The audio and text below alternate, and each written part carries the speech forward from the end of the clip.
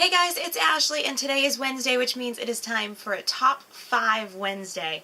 This is a challenge that was started by Lainey over at Ginger Reads Lainey. I will link the Goodreads group down below if you're interested in more information. Essentially, every Wednesday there's a theme and we do a video on that theme. So this week the theme is Top 5 Books that you read in one sitting, or close to it. So let's just jump right in. These are the top 5 books that I have read in one sitting. The first one being Everything, Everything by Nicola Yoon. This is the most recent book that I have marathoned.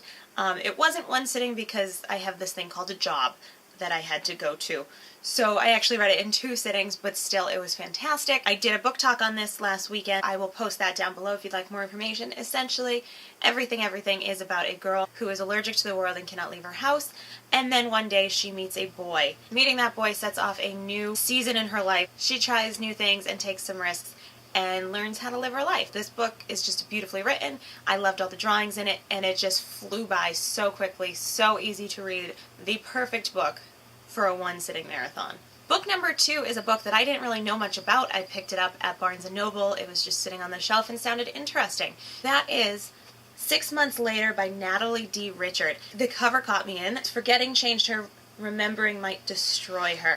When Chloe fell asleep in study hall, it was the middle of May, and when she wakes up, snow is on the ground and she can't remember the last 6 months.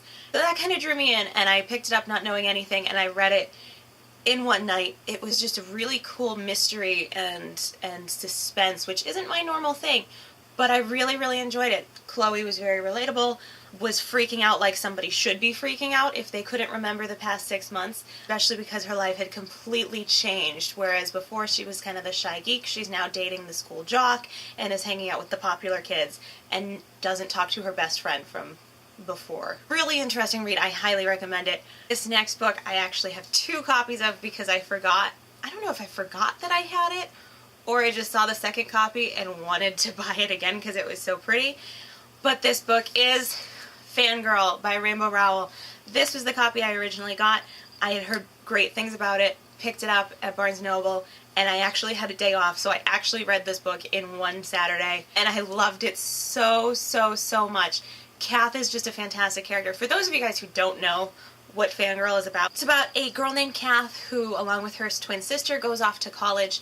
Kath is very introverted and very much a fangirl. She spends most of her time online, on fanfiction sites, reading and writing fanfiction for Simon Snow, which is kind of this book's Harry Potter. Meanwhile, her twin sister is going out making friends and partying and living a totally different life, and they've kind of got this wedge between them, which drives Kath further into her fanfiction and further into her fangirl life. But she meets a boy, of course, who kind of won't let her just hide away, and they have a really cute romance, and I love Levi. I really related to this book. I don't do fanfiction because I think it would take up all of my time and I would never get any of my adulting done, but I related to the whole fangirl aspect of this book so much. It was just fantastic, and so I had this copy. I went to Ireland for New Year's and I talked my friend into going to a bookstore with me, and they just happened to have a buy 3 get 1 free sale going on, and their books were already cheap and their covers were so beautiful and different than what we had in the US. They had this beautiful pink edition of Fangirl. This was before there were any pink versions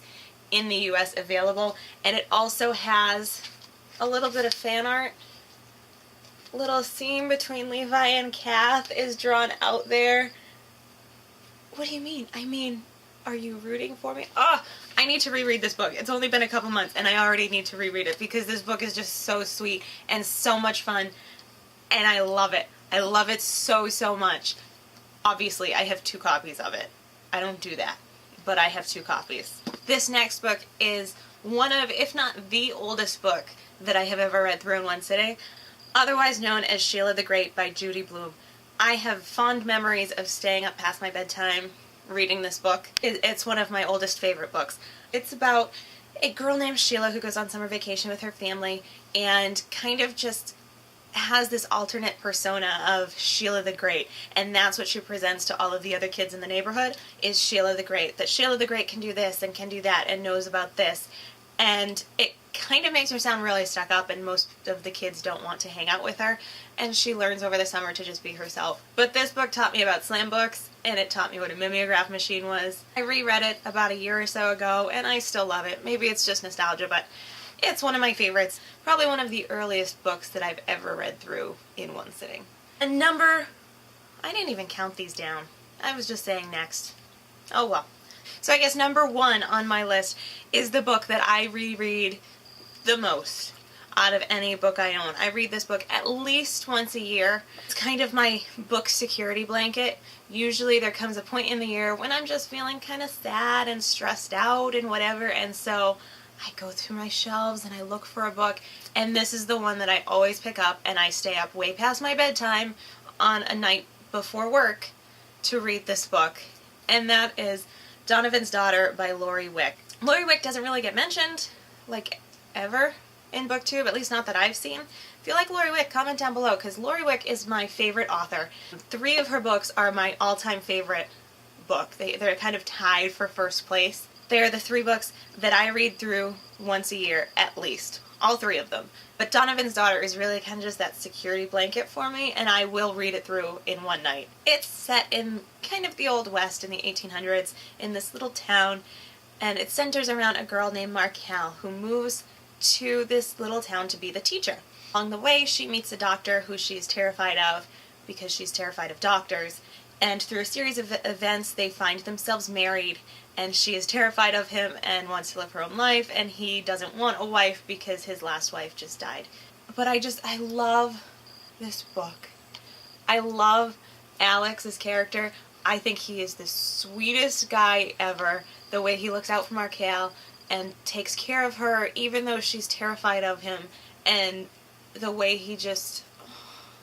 I love this book. I reread this book at least once a year, and it's always a straight shot through. I am not one of those, oh, it's my favorite book, I'm going to read it this week. No. It's like a need, usually at 9 o'clock at night. Where is Donovan's Daughter? I need the book, and I will pick it up and I will read it until it is done, no matter what I am doing the next day. So that is my top 5, but I actually included a bonus book in this video because I wanted to put a nonfiction in here. These are all fiction books, which is great. I love fiction, but I also read a fair amount of nonfiction books, and some of them do keep me up all night reading pretty much straight through, or at least like in 2 split shots. And so for this one, it is What I Was Doing While You Were Breeding, a memoir by Kristen Newman. Kristen has worked in TV shows, a writer, producer, I think. I don't really remember that part very well, but I know she worked on that 70s show. And this is just kind of her memoir about how, while all of her friends were getting married and having babies, she was traveling the world and having all these fun adventures, which is, this is me. Alright, not so much the book because she does things that I don't do, but I just love to travel, and while most of my friends are settling down with husbands and wives and babies, I just like to take off to Ireland and go explore and do things like that. I read it through, I think, probably 2 or 3 sittings. I just relate to her so much, and I loved her talking about the whole Kristen adjacent part of her, where, you know, there's the Kristen that she shows at work, and then when she's traveling, it's this different thing. It's the real her. It's Kristen adjacent. Not quite as reserved and fearful as regular Kristen is. She's more brave, she's more verbal, she's just a different person when she travels, and I relate to that on a strong level because it's true. You travel and there's just something about being on these trips that makes you do things that you wouldn't normally do. And that's kind of what I've been trying to do, is figure out how to mesh that with regular life so that there isn't this Ashley adjacent or Kristen adjacent or whatever, but there's just one person, and it's the same person no matter where or when you are. I will give a little warning with this book, though. There is some mature themes, and by mature themes I mean some graphic descriptions of injuries and sex. But other than that, I really enjoyed this book. The injury, actually, I laughed hysterically because I'm surprised nothing quite that gruesome has happened to me, because I am notorious for getting injured when I travel. I still have nerve damage in my right knee from when I slammed into the Golden Gate Bridge on a bike. That's a story for another day. Or you can go check my blog, it's there. Anyways, that is my Top 5 Wednesday, top 5 books that I read in one sitting. Thank you so much for watching. I hope you enjoyed it. Leave me a comment down below if you read any of these books. I'd love to chat with you about it. I hope you have a great week. See you later.